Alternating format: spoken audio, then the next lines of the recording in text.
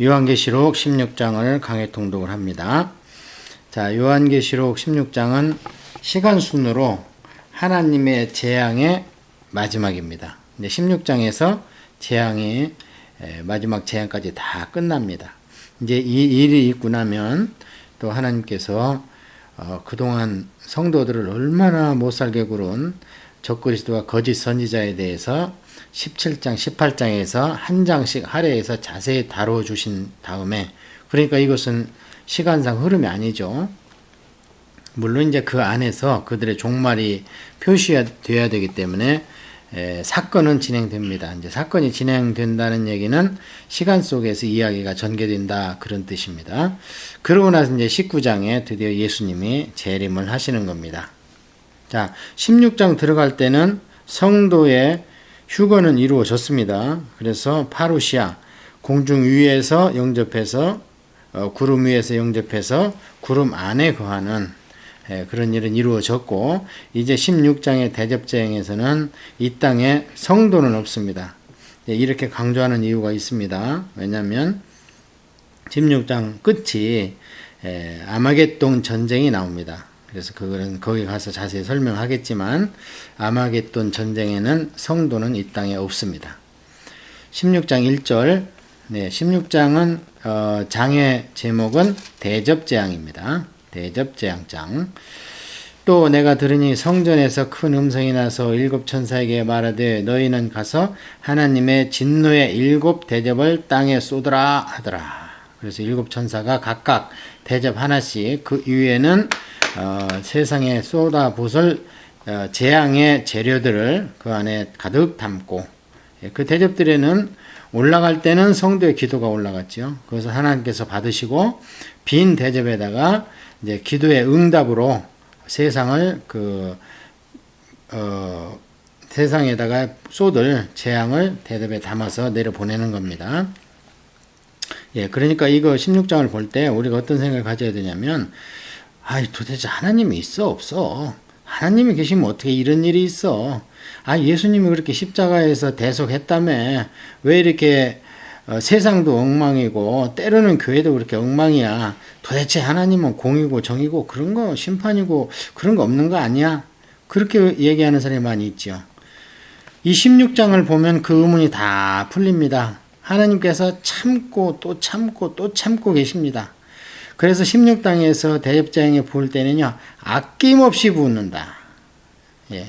그래서 16장을 공부한 뒤에 하나님의 참으심이 우리의 조급함보다 훨씬 크다. 왜냐하면 이거 한번 일어나면 끝이기 때문에 하나님께서 일희일비하면서 그때그때 심판하면 이 세상에 지금 아무도 없을 거려, 사람이? 이 사람은 저 사람 좀 때려주시오. 저 사람은 또 저 사람 때려주시오. 하나님 그거 다 들었다고 생각해 보세요. 이 세상에 누가 남겠습니까? 살면서 누구한테 한번 원망 안 드는 사람이 있겠습니까? 그래서 이 모든 것이 참고 참았다 16장에서 성도도 싹 걷어가신 뒤에 세상에 막 쏟습니다. 2절, 첫째 천사가 가서 그 대접을 땅에 쏟음에 짐승의 표를 받은 사람들과 그 우상에게 경배하던 자들에게 악하고 독한 종기가 나더라. 지금 우리가 그 나팔재앙 때 그런 일 있지 않습니까? 황충이 올라와 가지고 막 물어뜯었지요. 그때는 성도는 하나님께서 손대지 마라 그랬잖아요. 물어뜯었는데 어떻게 죽지는 않게 하는 거예요. 또 사망이 도망가 버려요. 그렇게 애를 먹었는데 여기에는 더 악한 종기가 난다는 겁니다.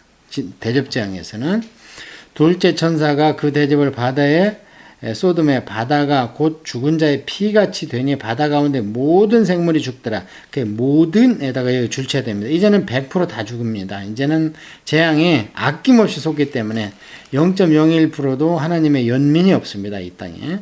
물론 이걸 이제 하나님이 직접 행하시는 게 아니라 천사들을 시켜서 이런 일을 행하는 천사들이 있습니다. 그래서 먼저 바다를 오염시켜가지고 바다가 피같이 되기 때문에 이때 가서는 이제 인류의 마지막 음식이 제가 볼 때는 바다입니다.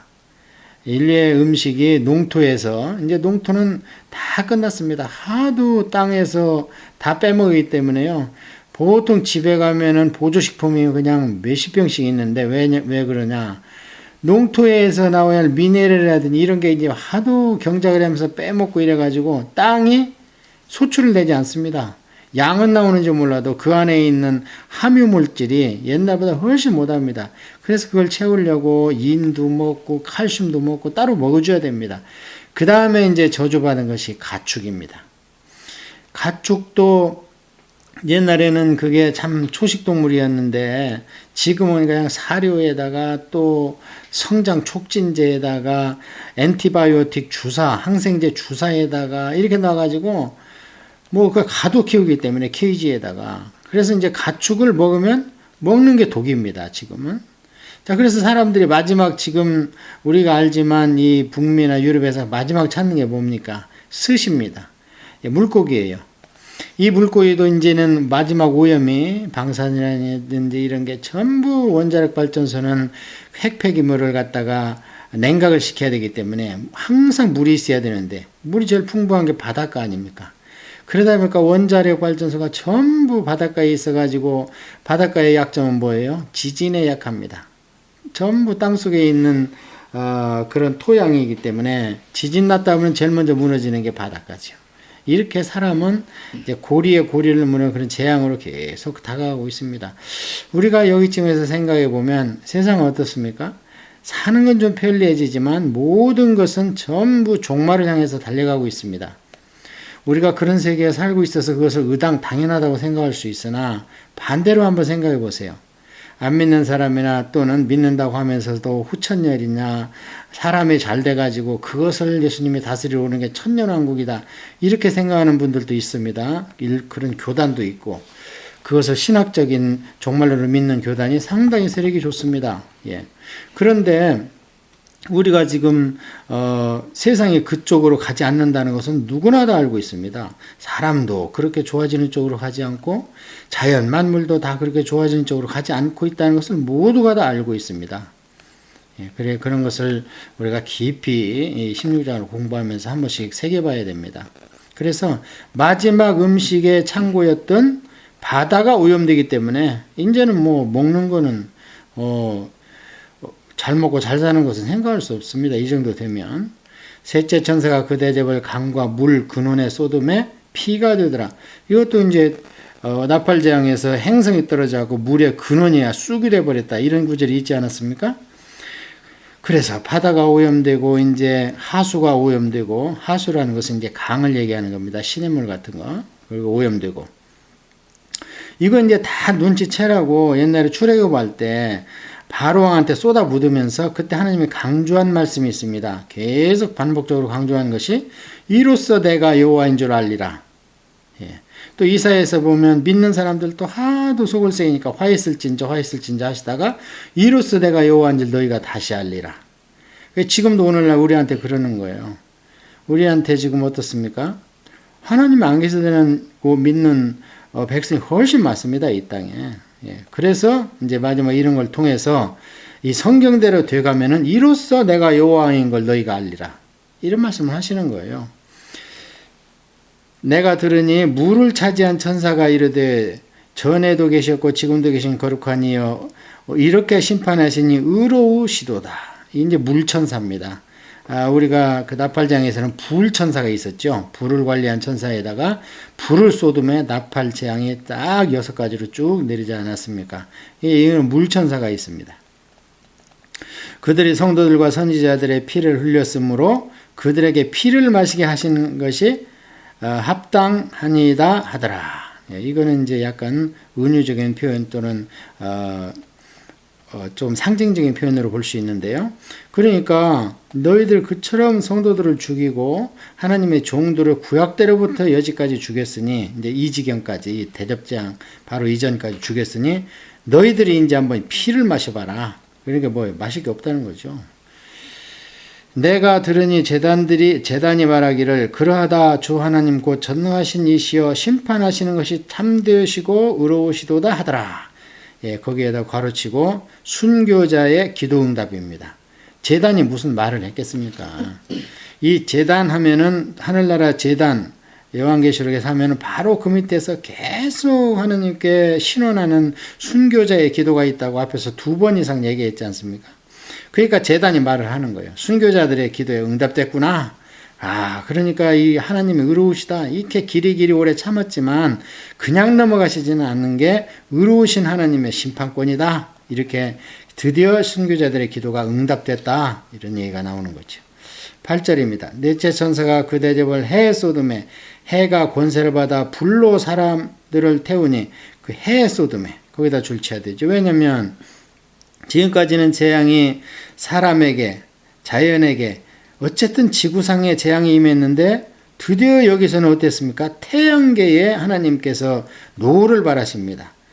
그러니까 해에다가 직접 쏟은 거예요. 지금까지는 뭐 해가 가려지든지 어두워지든지 이랬는데 그래가지고 이 땅에 뭐 기온이 떨어지고 이런 일이 벌어졌었는데 이제는 해에다가 쏟아버린 사람이 불로 태워졌다. 지금은 같은 해를 보면서 우리가 화상을 입지 않지 않습니까? 이거는 뭐냐? 태양에 있는 흑점입니까? 그게 폭발을 하는 거예요. 그래서 코로나가 확 2000km, 3000km 피어나니까 그러면은 태양열이 지구와 2000km, 3000km 더 가까워지는 효과가 나지 않겠습니까? 그 열덩이가 2000km, 3000km 지금 가끔 그런 일이 일어나요. 일어나면 이제 막 우리 전자계에 전자장에 이상이 와서 가끔 통신에 문제가 생기고 그러잖아요, 지구에. 그 이제 하나님께서 이런 일로 내가 너희들을 훈련할 수 있다는 것을 보여주기 위해서 지금도 일어납니다. 이런 일들이. 그래서 나사에서 가장 큰 과업 중에 하나가 흑점 폭발 주기를 알아내는 거였잖아요. 해를 줄이기 위해서. 그 해악을 줄이기 위해서. 그래서 드디어 하나님께서 태양계를 동원하십니다. 이런 구절 때문에 제가 전에 인재앙이나 나팔재앙 얘기할 때 이제 태양계가 흔들리고 그다음에 우주가 흔들리고 이런 얘기를 했던 겁니다. 그래서 하나님께서 태양까지 동원하십니다. 자, 그러니까 사람들이 크게 태워진지라 이 재앙들을 행하는 권세를 가지신 하나님의 이름을 비방하며 또 회개하지 아니하고 주께 영광을 돌리지 아니하더라. 자, 그래서 여기 보면 아니 성도가 없다면서 왜 하나님이 나오고 그 다음에 회개하지 않는다 이런 얘기가 나오느냐 이렇게 반문할 수 있습니다. 왜냐면 우리는 나팔재앙 때 마지막 7번째 재앙 때 성도가 다 휴거되고 성령님의 역사하심이 다 이 땅에서 거두어진다. 그것을 예루살렘 성전이 망하고 예루살렘이 3일반 동안 불탈 때 하나님이 떠나신 거와 똑같다. 그렇게 계속 강조를 해왔는데 느닷없이 이 대접장에서 하나님의 성호가 나오고 회개라는 단어가 나온다. 자, 이 부분을 잘 보세요. 회개하지 아니한다는 건 당연하죠. 왜 성도가 아니고 성령님이 떠났기 때문에. 그런데 하나님의 이름을 비방한다. 비방하죠. 예수님도 그러셨습니다. 하나님이 계신 것은 귀신도 알고 떤다. 예. 그렇기 때문에 안 믿는 자들이 하나님을 더 잘, 귀신이 더 잘 알아요. 어쩌면 하나님에 대해서 웬만한 우리 성도나 목사님들보다 귀신이 훨씬 더 잘 압니다. 문제는 알고 떨지만 안 믿는다는 거예요. 대적한다는 거예요. 일부러. 그게 뭐예요? 교만인 거예요. 그게 성경에서는 하나님의 보좌까지 높아지려고 했던 거예요. 맘먹자 이거예요. 버금가다 이런 단어를 써놨잖아요. 그러기 때문에 여기에서는 성도와 전혀 관계없는 구절입니다. 이거는. 그래서 하나님을 알고 무서워 떠는 거예요. 그러니까 귀신이 더 크게 역사하니까 이때 남아있던 사람들한테 그 악령이 하나님의 존재를 각인시켰기 때문에. 그러나 회개는 하지 않습니다. 회개 우리 마음대로 하는 게 아니지 않습니까? 저도 회개할 때 하기 전까지 10년 이상을 교회를 다녔지만 회개하고 죄인이라고 그러면 반감이 생겼었습니다. 그러나 성령님 한번 역사하니까요. 한번 탁 건드려주니까 사도 바울처럼 끝나는 겁니다. 그냥 뭐 체면이고 나이고 뭐 넥타이고 아무것도 필요 없어요. 양복이고 다 필요 없습니다. 하나님이 탁 성령님이 타치해주시면 회개가 터지기 시작하는. 그래 이거는 전적으로 자의적 회개가 없습니다. 자의적으로는 후회는 하지요. 양심이 있으니까. 그러나 영이 깨어날 때는 성령님이 탁 건드려 주셔야 깨어나는 겁니다. 그래서 회개를 여기는 할 수도 없고 하지도 않습니다. 자, 그래서 이때는 성도가 없다. 자, 그러고 10절에 가면요. 또 다섯째 천사가 그 대접을 짐승의 왕좌에 쏟으니 그 나라가 곧 어두워지며 사람들이 아파서 자기 혀를 깨물고 아픈 것과 종기로 말미암아 하늘의 하나님을 비방하고 그들의 행위를 회개하지 아니하더라. 전혀 뭐 가능성이 없죠. 예. 그래서 이제 짐승의 왕자의 소돔에 이건 영적으로 일어났던 일 같습니다. 그러면 이제 이 짐승의 왕이 막 들고 뛰고 막 발광을 하겠죠. 그럼 그 현상이 이 땅에 어떻게 일어나는가? 그의 조종을 받는 적그리스도나 거짓 선자나 추종자들이 이제 막 발광을 하는 거예요. 자, 그래서 더 이상 회개가 없습니다. 이러면서도 그들이 이제 하나님을 대적할 가장 큰 일을 준비를 합니다. 그게 뭡니까? 이 사탄이나 짐승의 왕자에 있는 적그리스도는 하느님의 계획을 압니다. 이 성경에 기록되어 있기 때문에. 요한계시록도 귀신들은 다 알고 있습니다. 예, 요한계시록도 알고 있고 처음에 창조 에덴 동산에서부터 여지까지 다 지켜봐 왔고 도대체 예상할 수 없었더니 하느님이 분명히 아담에 죽는다고 하는데 살아나는 것도 900년 이상 살면서 회개의 기회를 주는 것도 봤고 그래도 유대민족을 통해서 전혀 가능성이 없었는데 느닷없이 하느님 당신이 육신이 돼서 오시는 것을 귀신도 봤습니다. 그것은 미리 얘기해 놓은 것이 이루어진다는 것을 이렇게 다 알고 있는 거예요. 그리고 귀신들은 지금 요한계시록이 이렇게 22장까지 전부 계시가 확 열려가지고 계시가 공개됐다는 건 지금 다 알고 있습니다. 예. 그렇지만 이제 하나님한테 대적하는 교만이 그거보다 더 크기 때문에 끝까지 하나님한테 대적을 하는 거죠. 그래서 한 가지 사건을 준비하는 겁니다. 예수님 오신다는데 이 땅에 재림으로 와서 통치한다고 천년왕국의 성경에 분명히 기록되어 있다. 이 일은 우리가 막아야 된다. 그래가지고 이제 휴거되지 못한 모든 인류들을 한 군데에다 딱 모아놓는 거예요. 그럼 어디다 모아놓겠습니까?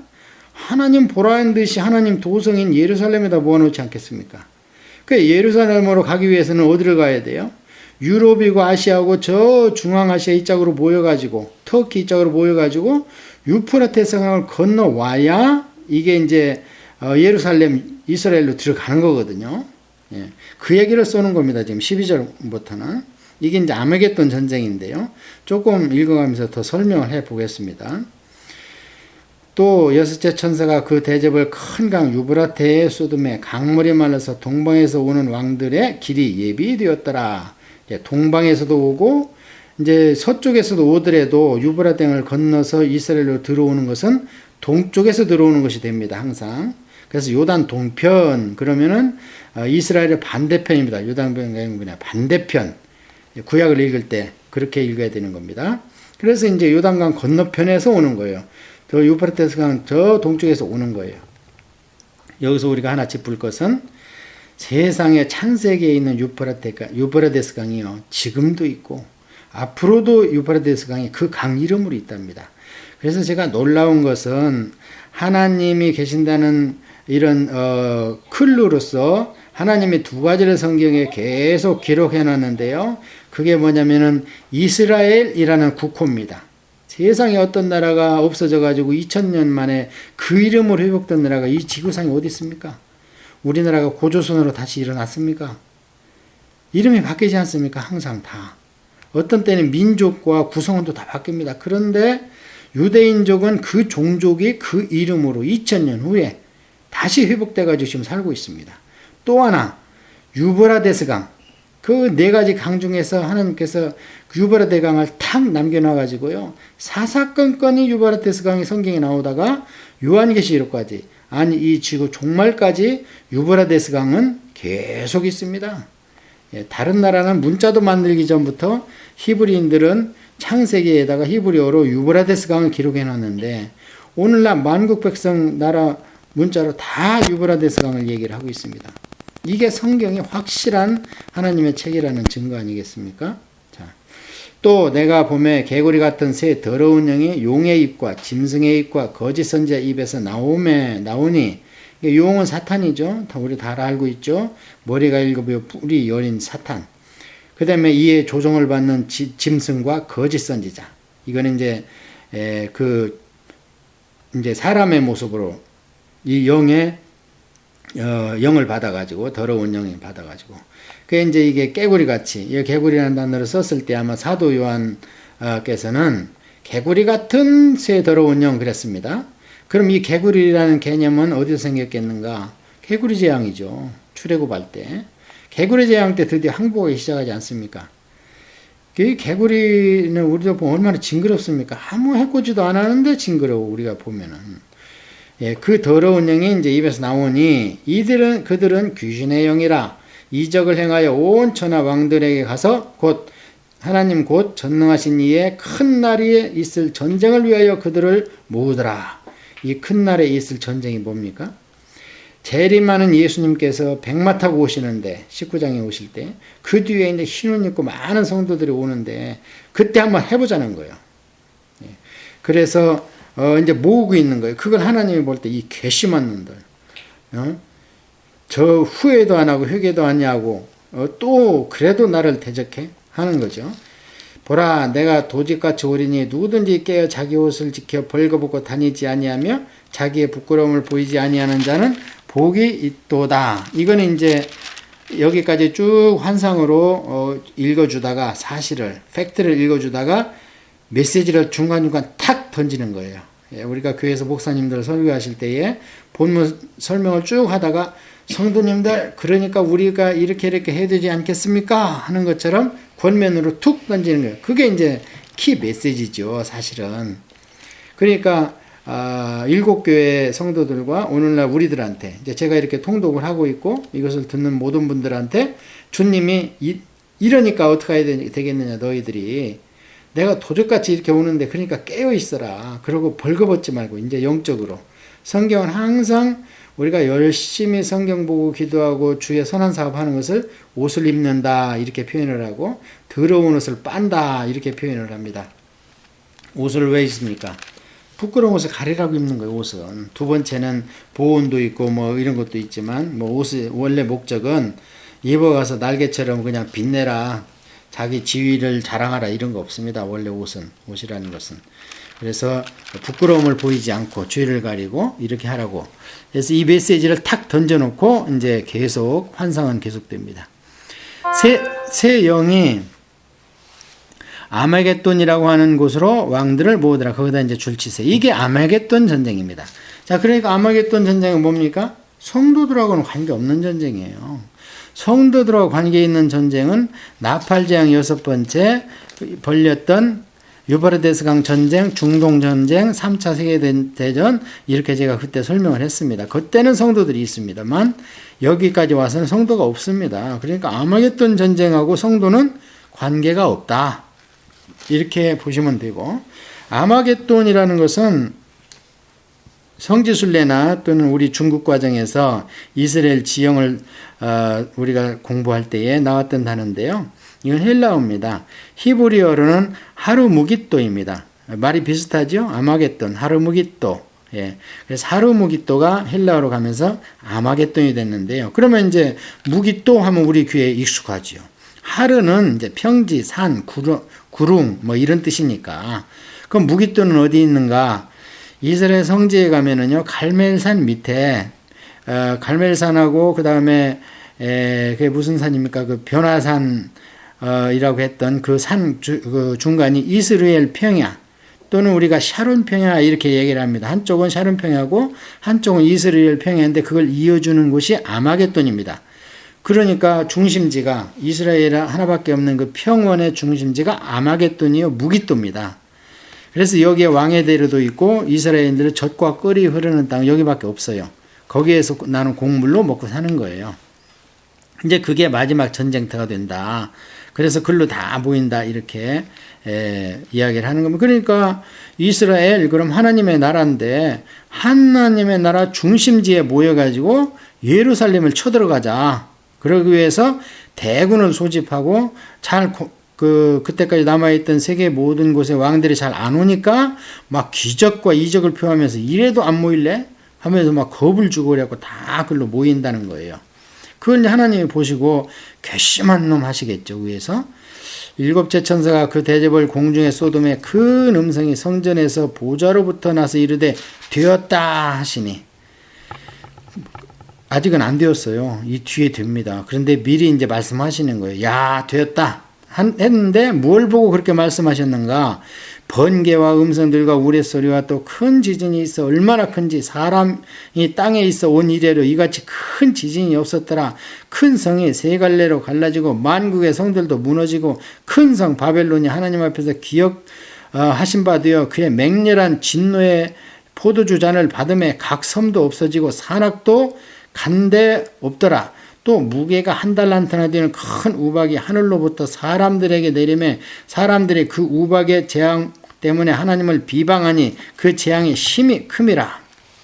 자, 이렇게 해서 이건 이제 보통 일이 아니죠. 왜냐하면 만국의 성이니까 서울이고 뭐 동경이고 런던이고 어디고 토론토고 2층 이상 되는 건물은 다 무너지는 겁니다.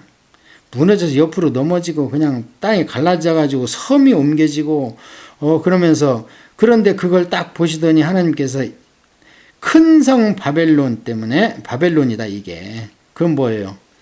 지금까지는 바벨론은 한 나라나 이렇게 제국이나 그랬는데 온 세상이 성도 없는 세상은 전부 바벨론으로 보는 거예요 하나님께서.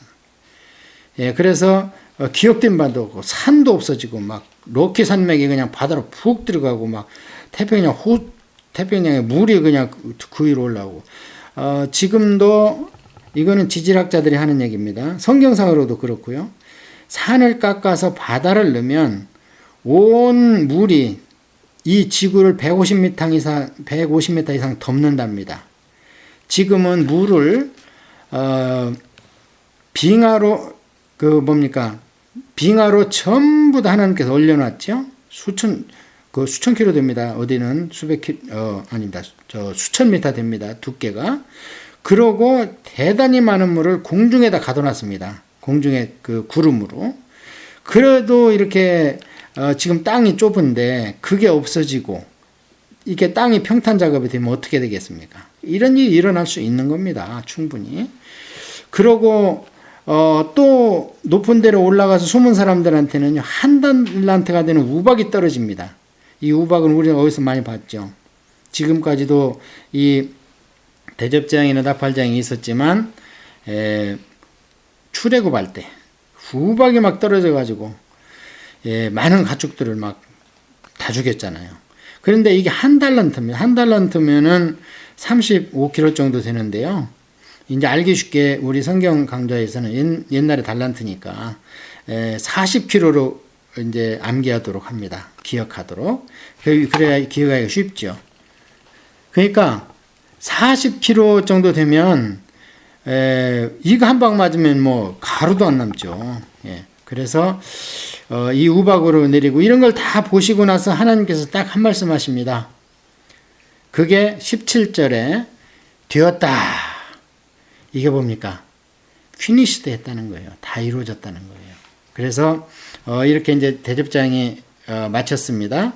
마쳤는데 여기서 우리가 또 하나 성경 통독하는 데니까 우리는 전권을 이 되었다 하는 단어에다 키포인트를 두면은 첫째, 예수님께서 십자가에 돌아가실 때 그 가상 7원이 있습니다. 십자가가 이제 십자가 위에서의 7마디의 말씀인데요. 그 중에 하나가 테텔로스 타이, 다 이루었다 이렇게 말씀하십니다. 근데 이제 때로는 지금은 이제 그렇게 설교하시는 분들이 별로 없는데 제가 어렸을 때만 해도 다 이루었기 때문에 우리는 승리자다 그래요. 그래서 그렇게만 믿고 아멘 하고 좋아했었는데 물론 이제 제가 그 성령세를 체험한 것은 한 40년 됐나요? 뭐 그 정도 됐고 이제 교회는 초등학교 때 국민학교 때도 좀 다녔기 때문에 선생님이 하도 이뻐하고 손을 끌고 가고 그래가지고 이제 몇 년 다녔습니다. 자, 그랬는데 이런 얘기를 들었을 때 막 좋다 그러면 예수님만 믿으면 된다 이렇게 생각을 했었는데 그 뒤로 성경을 보니까요 아직도 싸워야 되고 피 흘리기까지 싸워야 되고 그래요. 그러고 나중에 성경교사가 돼가지고 성경을 통독을 하다 보니까 다 이루어지는 것이 3가지가 있다는 걸 알았습니다. 자, 그래서 첫 번째 다 이루는 것은 예수님께서 말씀하신 요한복음에서 말씀하신 요한복음 19장 30절입니다. 다 이루었다 하신 말씀은요, 대속을 다 이룬 겁니다. 대속. 그러니까 성도에 대한 피로 값을 다 치르고, 대신 값을 다 치러줬다. 그러니까 이제 예수님만 믿기만 하면 되는 거예요. 그때부터는. 안 믿으니까 골치 아프고, 믿으면서도 딴짓하니까 흔들만들 하는 거죠, 신앙이. 그 다음에 두 번째 다 이룬 것은 이 사탄을 진멸해버리는 거예요. 그게 여기입니다. 요한계시록 16장 17절. 여기에 다 이루었다. 이래서 다 되었구나. 이렇게 말씀하시는 겁니다. 자, 그렇다고 끝납니까? 그게 아니죠. 성도로 구원을 이루었고 성도로 못 살게 하는 사단을 죽였다면 그건 왜 했겠습니까? 하나님의 새로운 신천 신지 새 예루살렘을 이룩하기 위해서 영적 교회를 완성하기 위해서 그렇게 두 단계를 거쳐온 거죠. 그래서 영적 교회인 하나님의 나라 교회가 있는 것이 어디냐면 21장 6절입니다. 거기에 이로써 성도들에게 다 이루셨다 그러십니다. 그래서 이 세 가지, 세 단계, 이것은 우리가 잘 기억해야 됩니다. 이것은 우리가 어디에서 잘 들어본 말씀이 아닙니다. 이 단어는. 그래서 이 세 단계 다 이루었다는 것이 대속을 다 이루었고, 그 다음에 사단의 멸절을 다 이루었고, 그래서 제가 이 요한계시록은 사단의 멸절기라는 거예요. 그 다음에 세 번째는 새 예루살렘으로 종국적으로 우리가 모든 것을 다 이룬 요한계시록 21장 6절에서 성도에게 다 이루셨다. 이렇게. 그러니까 우리가 어느 단계에 와 있는 걸 알 수 있겠죠. 그래서 요한계시록을 우리가 이제 정리를 하면 제목은 대접재앙이고요. 그 다음에 여기에서 아마겟돈 전쟁은 성도들은 관계가 없는 것이고 이 전쟁은 실제로 이 땅에서 없습니다. 우리가 지금 공부해봤지만 다 모으니까 하나님께서 알아서 마지막 대접으로 그냥 쏟아 부은 거예요. 그 진지에다가, 무기또 진지에다가. 누가 싸운 게 아닙니다. 여기에 사탄의 대적은 오르지 하나님의 진노입니다. 번개, 음성, 우려, 지진, 그 다음에 우박 이렇게 하고 하나님께서 그냥 천재앙으로 그냥 다 그냥 덮어버리는 거죠. 그러니까 이거는 실제로 무엇을 대포를 쏘고 자시고 하는 전쟁이 아니라 이건 지상에서 성도가 안 겪을 뿐만 아니고 하나님의 일방적인 폭격으로 끝내버리는 거예요. 그러니까 이거는 이제 말하자면 여기에 이렇게 종결되어 있지만 이런 일이 앞으로 어떻게 일어나는가는 17장 18장에서 거짓 선지자가 어떻게 죽고 그 다음에 특히 18장에서 적그리스도가 어떻게 끝나는가를 보면 이제 이 일이 그렇게 표시되는 거예요. 그러니까 제가 말씀드리잖아요. 이렇게 성경은 순서적으로 보다가 어떤 것은 깊이 더 현미경으로도 조명을 하기 때문에 그런 것을 잘 분간을 해야 이 요한계시록이 읽고 이해하는 데는 아무 문제 없습니다. 읽고 이해하는 데는 요한계시록은 어떤 성경보다도 쉽습니다. 문제는 이런 일이 지구상의 어떤 형체로 사건화나 역사화나 이런 일이 일어나겠는가, 물질세계에서. 그것을 우리가 잘 판단해야 되는 거죠.